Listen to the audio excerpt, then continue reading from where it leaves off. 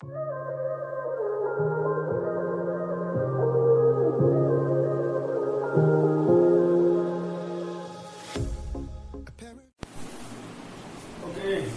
hello everyone. We are again. देखो हमने बच्चों वीडियो बनाई थी सेट्स की। फर्स्ट पार्ट वो था इंट्रोडक्शन फर्स्ट पार्ट।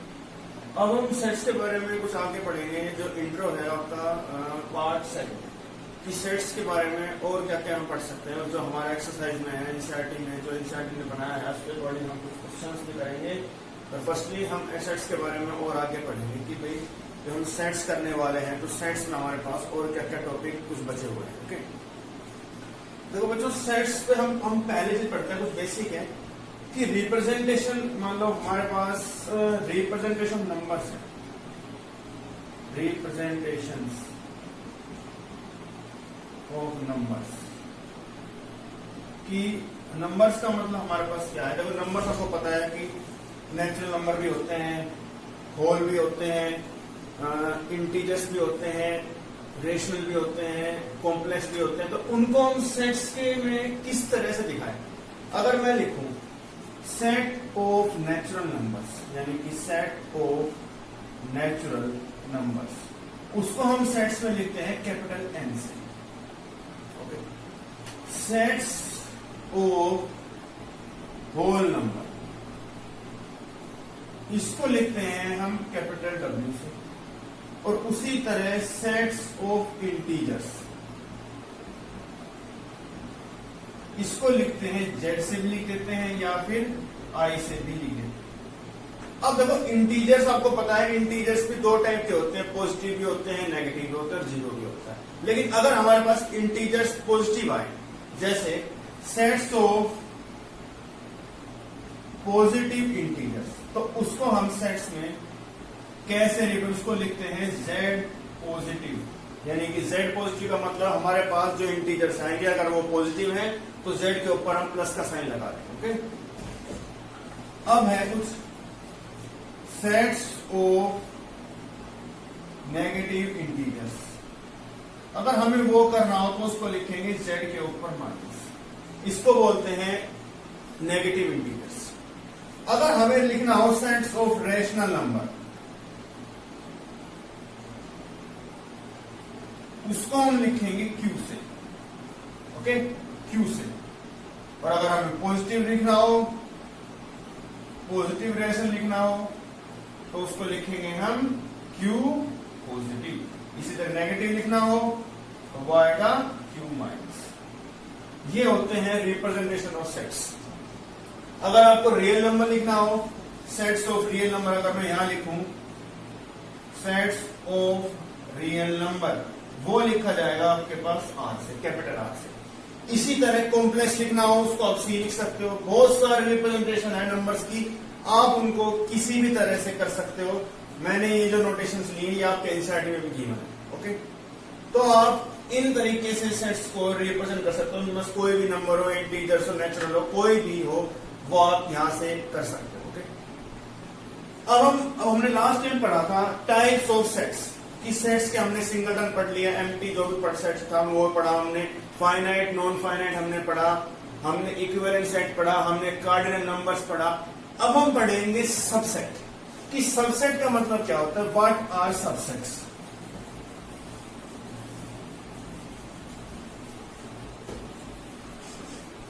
कि सबसेट्स का मतलब क्या होता है, देखो बच्चों ध्यान समझना।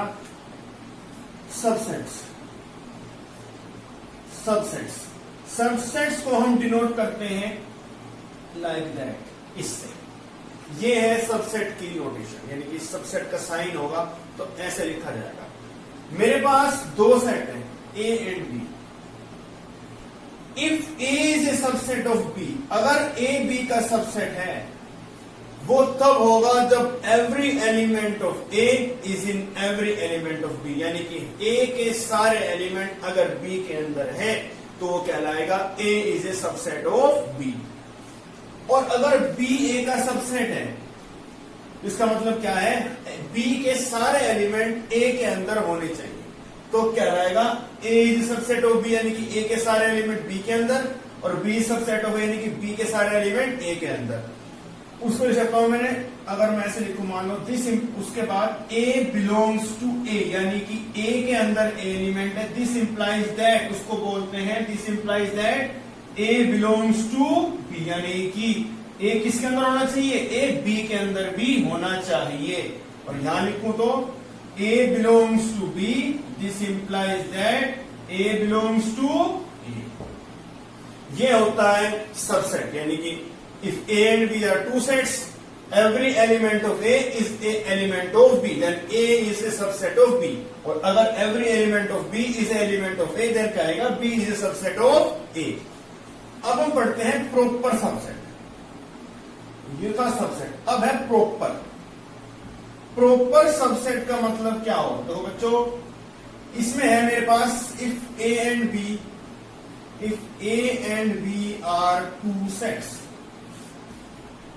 अगर मेरे पास ए और बी दो सेट है, first condition A is a subset of B, और सेकंड है A is not equal to B, यानी कि A is a B subset of B का मतलब है ए के सारे एलिमेंट बी के अंदर होने चाहिए, और A is not equal to B यानी कि जो ए सेट है वो बी के इक्वल नहीं होगा। अगर मैं उसको कहेंगे A is a proper subset and B is called superset. Okay, अगर प्रॉपर सबसेट में कंडीशन याद रखना, A is a subset of B यानी कि ए के सारे एलिमेंट बी के अंदर है, लेकिन A is not equal to B, then this set, then A is called proper subset and B is called superset of ए।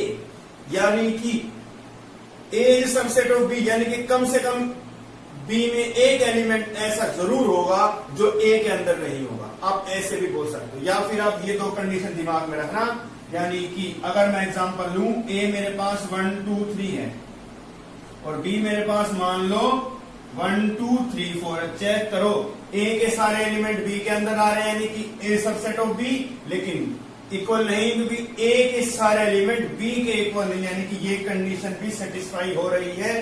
ए को क्या कहेंगे, प्रॉपर सबसेट, और बी को कहेंगे सुपर सेट।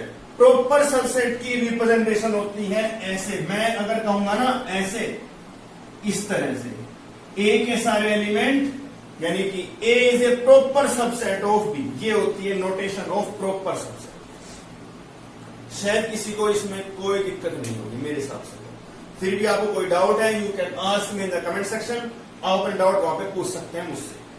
ये था प्रॉपर सबसेट के बारे में, कुछ मैंने ब्रीफ दिया आपको, सब कुछ क्लियर हो चुका होगा कि प्रॉपर सबसेट क्या होता है, सबसेट क्या होता है। ओके, अब हम पढ़ने वाले हैं इंटरवल्स कि इंटरवल्स का मतलब क्या होता है। देखो बच्चों, इंटरवल्स है ना, हमारे पास दो टाइप के होते हैं, एक होता है ओपन इंटरवल और एक होता है मेरे पास क्लोज इंटरवल। इंटरवल्स भी मेरे पास, जैसे हमको बताया, इंटरवल्स जो होता है,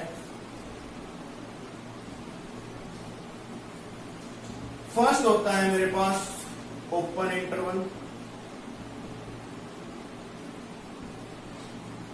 और सेकंड होता है मेरे पास क्लोज्ड इंटरवल। देखो, ओपन इंटरवल का मतलब क्या है, पहले हम ओपन पढ़ने वाले हैं, फर्स्ट पढ़ते हैं ओपन इंटरवल। देखो बच्चों, ओपन इंटरवल का मतलब क्या है, मेरे पास दो सेट है, let A comma B belongs to R and a less than b, then this set of real numbers, then this set of real numbers are called open interval। देखो बच्चों, open interval को हम लिखते हैं ऐसे, open यानी कि small bracket से, या फिर इसको मैं ऐसे भी लिख सकता हूं, y सेमीकोलन a, ऐसे ऐसे। इसको बोलते हैं सेट बिल्डर फॉर्म, को मैंने पहले बताई थी, इसको कहते हैं सेट बिल्डर फॉर्म। देखो बच्चों, ओपन इंटरवल का मतलब है, ओपन इंटरवल को हम इस तरह से डिनोट करेंगे और इस तरह से करेंगे सेट बिल्डर फॉर्म में। देखो ओपन इंटरवल का मतलब क्या है, इसके अंदर जो ए एंड बी है ना, ए और बी के बीच के यानी कि जो इनके बीच में नंबर आएंगे या एलिमेंट्स आएंगे उन सबको इंक्लूड तो करेंगे, but A and B themselves are not included in this interval, यानी कि इस इंटरवल में सिर्फ वो नंबर इंक्लूड करेंगे जो ए एंड बी के बीच में आएंगे। ए और बी खुद इसमें इंक्लूड नहीं हो सकते, उसको बोलते हैं ओपन इंटरवल। ओके, अब हम पढ़ेंगे क्लोज इंटरवल।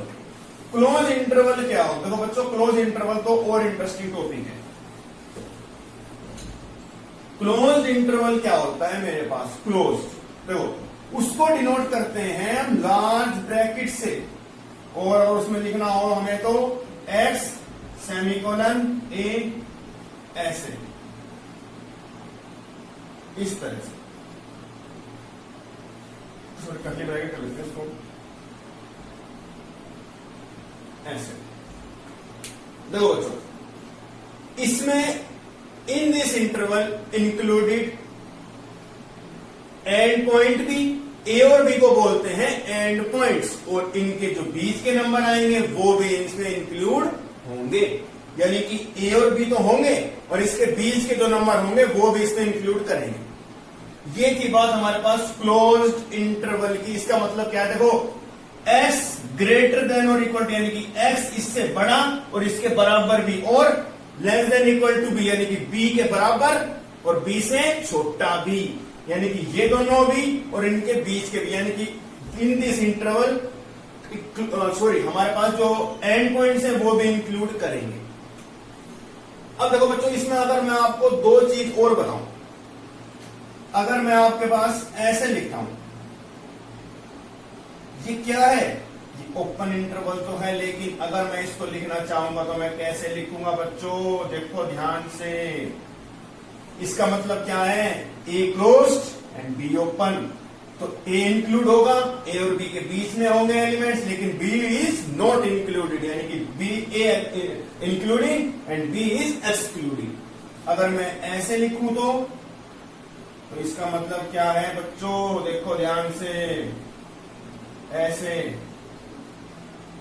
ओके, आप इस तरह से इंटरवल को डिनोट कर सकते हो। इसमें क्या है? A is not included and B is included.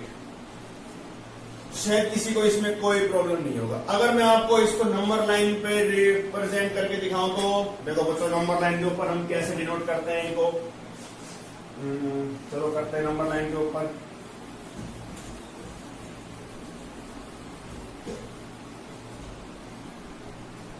अगर मुझे नंबर लाइन के ऊपर रिप्रेजेंट कर रहा हूं, मान लो मेरे पास ये है क्लोज इंटरवल ले रहा हूं, यानी कि both end points are also included in this interval. तो उसको मैं कैसे लिखूंगा बच्चों?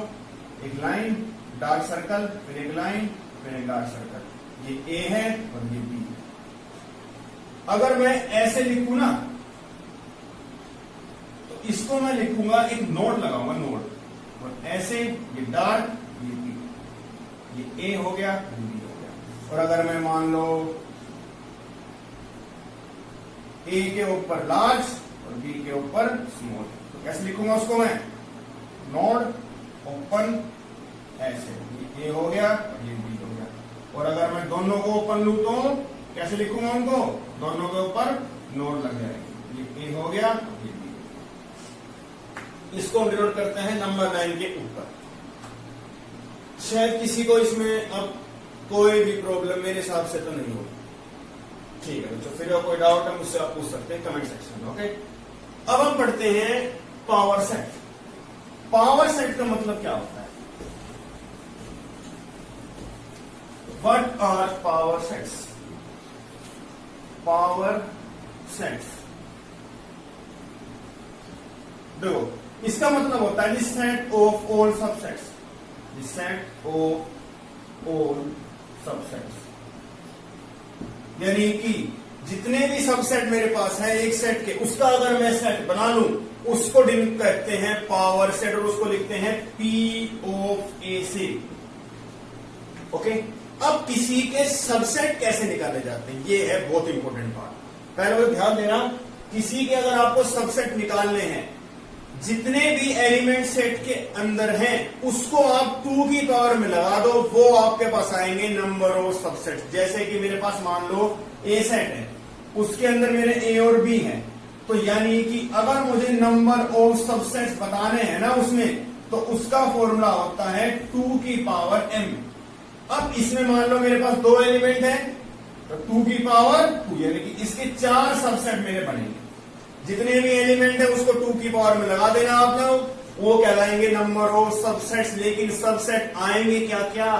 First thing, every set is a subset of itself, यानी कि हर एक सेट अपना सबसेट जरूर होगा। और second, five is a subset of every set, यानी कि एम्प्टी सेट जो भी होगा वो हर एक सेट का सबसेट होगा।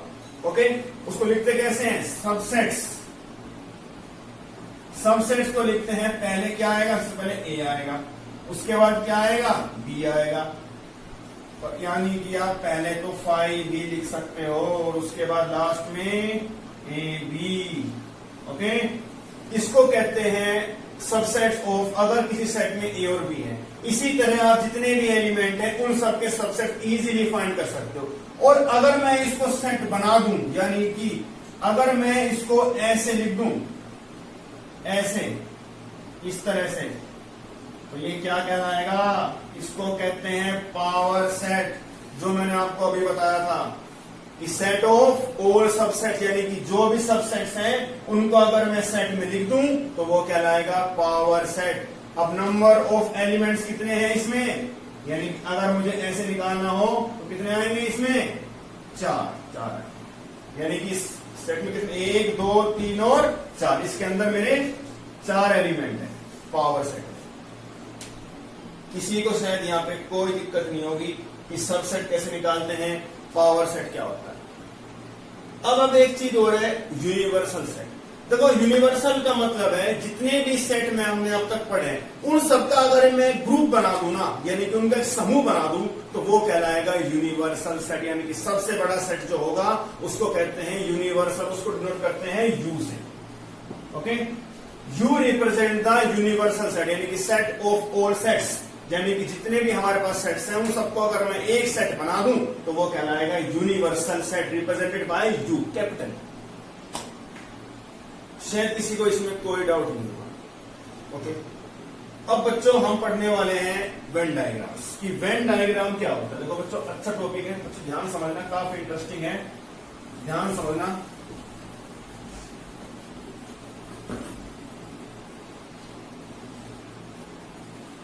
कि वेन डायग्राम का मतलब क्या होता है? वेन डायग्राम, वेन, देखो बच्चों, वेन डायग्राम जो है ना वो एक ब्रिटिश साइंटिस्ट के नाम के ऊपर पढ़ा है, उसका नाम है जॉन वेन। जॉन वेन के नाम पे हमारे पास एक वेन डायग्राम पढ़ा था। अब देखो, वेन डायग्राम क्या है? ये सेट्स के बीच में बताता है रिलेशनशिप, और वो बताता है वेन डायग्राम, यानी कि सेट्स के बीच में क्या रिलेशन होगा हमारे पास, और वो बताएगा हमारे पास वेन डायग्राम। इसमें देखो, वेन डायग्राम जो होता है ना वो एक रेक्टेंगुलर शेप से जाता है। ओके, उसको बोलते हैं यू, यानी कि universal set is represented by rectangular shape, and जो इसमें सबसेट होंगे वो एक क्लोज कर्व से रिप्रेजेंट होंगे, जनरली बाय सर्कल्स, यानी कि ऐसे। किसी को कोई दिक्कत? यानी कि जो सर्कल्स होंगे वो मेरे पास कहेंगे सबसेट, और यू रिप्रेजेंट होगा हमेशा रेक्टेंगुलर शेप से, और वो कहता है diagram is called Venn diagram. अब बच्चों, जैसे मेरे पास सेट है यू है, मान लो 1 2 3 4 5 6 7 8 9 and 10, ये मेरे पास सबसे बड़ा सेट है यू। इसमें मैंने ए सेट लिया, मान लो 1 2 3 4 5 6। मुझे क्या करना है? इसका एक वेन डायग्राम बनाना है। अब देखो बच्चों, ये एलिमेंट यू के अंदर आ रहे हैं, इसका मतलब क्या है? A is subset of universal set. तो मैंने वो बताया था, जो क्लोज्ड है सर्कल है वो क्या है, सबसेट, यानी कि सबसेट के अंदर कौन से एलिमेंट आएंगे, ए एलिमेंट आएंगे, जो कि 1 2 3 4 5 6 है ना, वो मेरे पास इस यूनिवर्सल सेट के अंदर आ जाएंगे। जैसे ऐसे 1 2 3 4 5 एंड 6, ये मेरे पास क्या है, ये कहलाएगा मेरे पास वेन डायग्राम। और अगर मान लो मैं एक बी सेट लूं, उसके अंदर मैं एलिमेंट लूं 4 5 एंड 6, चेक करो, जो बी है वो ए का भी सबसेट है और जो बी है वो यू का भी सबसेट है, यानी कि बी के एलिमेंट ए के अंदर भी आएंगे और बी के एलिमेंट यू के अंदर भी आएंगे। यानी कि अगर मैं इसको ऐसे कर दूं, इसका मतलब है B is a subset of, यानी कि ये ए सेट है और ये कौन सा है, B. B is a subset of A and B is subset of U also. ये होता है वेन डायग्राम। शायद अब किसी को इसमें कोई दिक्कत नहीं होगी वेन डायग्राम में। ओके बच्चों, अब देखो आपको यू पूछा जाए यूनियन। देखो बच्चों, यूनियन का मतलब होता है ऐसे, ए यूनियन बी। एक बात, अब देखो पहले तो बताओ, एक वर्ड जो मैं बताता हूं, तो यूनियन का देखो बच्चों, यूनियन होता क्या है, व्हाट इज यूनियन। यूनियन को हम ए यूनियन बी से लिखते हैं।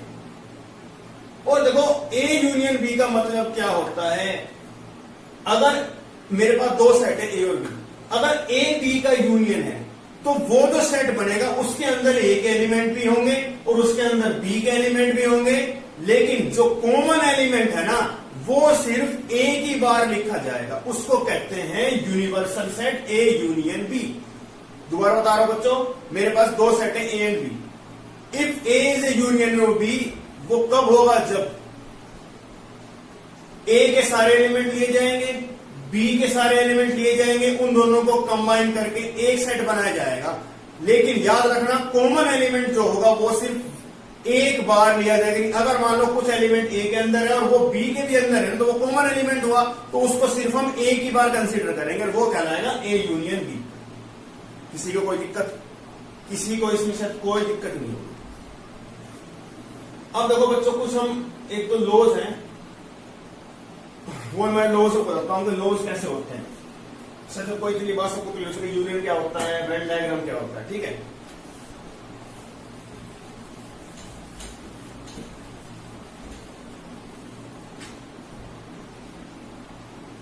देखो बच्चों, प्रॉपर्टीज ऑफ, मैं लेता हूं प्रॉपर्टीज है आपके पास जो काम आएगी, यूनियन की मेन है।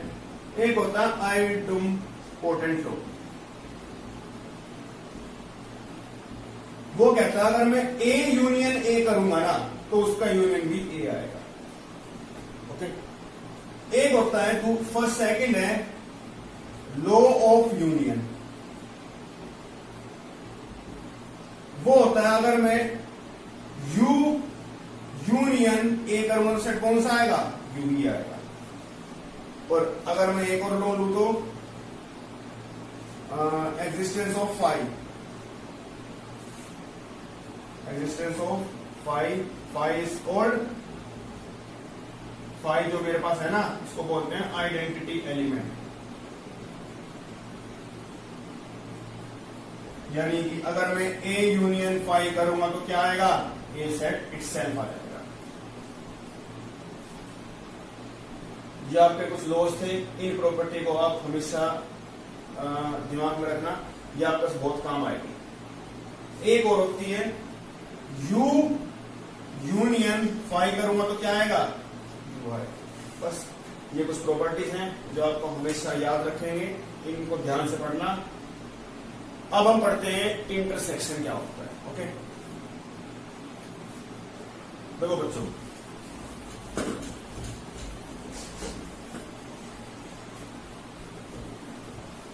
ये तो था यूनियन।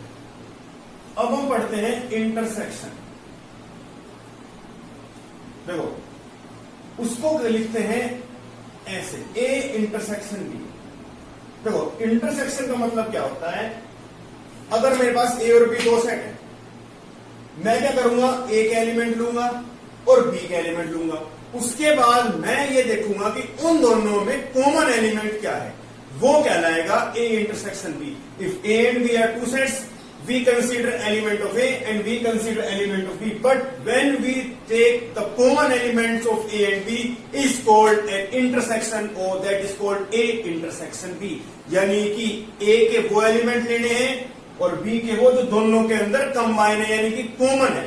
यानी कि अगर मैं एग्जांपल दूं, मान लो A के अंदर मेरे पास 2, 3, 5 है और B के अंदर मान लो मेरे पास 2 and 5 है, तो मैं जब बनाऊंगा ना ए इंटरसेक्शन बी, मैं सिर्फ वो एलिमेंट लूंगा जो दोनों के अंदर इंक्लूडेड है, यानी कि दोनों के अंदर कॉमन एलिमेंट है। वो कौन से है? 2 and 5। वो कहलाएगा ए इंटरसेक्शन बी। उसको कहते हैं रिवर्स यू से। और अगर मैं इसी का बनाना चाहूं यूनियन, तो क्या बनेगा? ए यूनियन बी, यानी कि दोनों एलिमेंट को मिला के जो सेट बनेगा और एक एलिमेंट, कॉमन एलिमेंट सिर्फ एक बार कंसीडर किया जाएगा, यानी कि 2, 3 and 5। ये क्या कहलाता है? It is called A union B and it is called A intersection B. चलो अब हम पढ़ते हैं डिफरेंस बिटवीन टू सेट्स, यानी कि टू सेट्स के बीच में डिफरेंस कैसे आता है।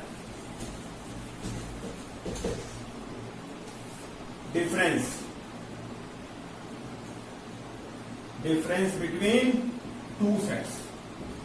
देखो बच्चों, उसको लिखते हैं ए माइनस बी से, ऐसे। देखो बच्चों, मेरे पास ए और बी दो सेट है, मुझे उन दोनों सेट्स के का डिफरेंस करना है। देखो बच्चों, मैं इसमें डिफरेंस करके सिर्फ वो एलिमेंट, सिर्फ मैं ओनली ए के एलिमेंट लूंगा, मैं बी के एलिमेंट नहीं लूंगा।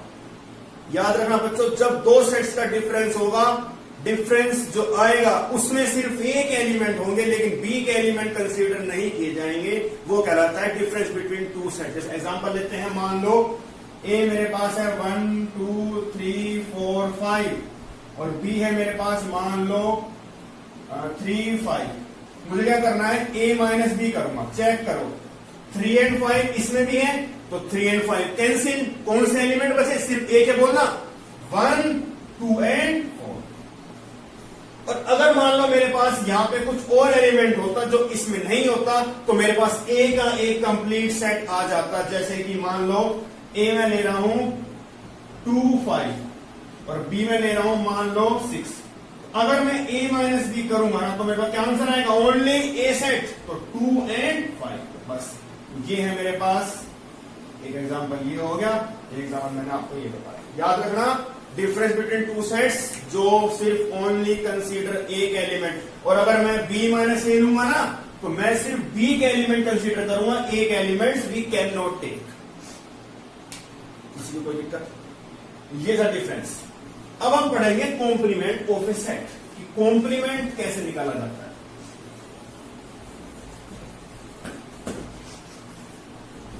देखो बच्चों, कॉम्प्लीमेंट का मतलब होता है कॉम्प्लीमेंट। कॉम्प्लीमेंट को मान लो ए है, ऐसे भी लिख देते हैं और कई जगह आपको ऐसे भी लिखा मिलेगा, ए कॉम्प्लीमेंट। ए कॉम्प्लीमेंट मेरे पास इसमें क्या है? देखो, ए कॉम्प्लीमेंट का मतलब होता है u माइनस ए। मेरे पास एक u सेट है, सेट है। जब मैं कॉम्प्लीमेंट करूंगा ना, मैं इसमें सिर्फ u के एलिमेंट लूंगा, मैं इसमें a के एलिमेंट नहीं लूंगा। यानी कि अगर मैं a के एलिमेंट को u में से माइनस कर दूं ना, तो वो कहलाएगा a कॉम्प्लीमेंट। याद रखना, सबसे बड़े सेट में से a कॉम्प्लीमेंट, यानी कि a अगर माइनस कर दूं तो वो क्या कहलाएगा? a complement. जैसे कि मान लो मेरे पास u सेट है 1, 2, 3, 4, 5, 6 और अगर मान लो मैं ए सेट ले रहा हूं 3, 4, मुझे क्या करना है? मुझे निकालना है ए कॉम्प्लीमेंट, यानी कि मैं एक एलिमेंट को किससे माइनस कर दूंगा? u में से, यानी कि u माइनस ए, तो कितना बचेगा? 3 and 4 कैंसिल, तो कितना बचा? 1, 2, 5 and 6। ये क्या कहलाएगा मेरे पास? ये कहलाएगा ए कॉम्प्लीमेंट। शायद किसी को इसमें कोई डाउट नहीं होगा। ये कहते हैं कॉम्प्लीमेंट ऑफ सेट, यानी कि यू सेट लूं तो उसमें सिर्फ मैं यू सेट को लूंगा, मैं ए के एलिमेंट्स को नहीं लूंगा। ओके, अब हम पढ़ते हैं कुछ properties related to that. Okay, properties related to complement. Properties,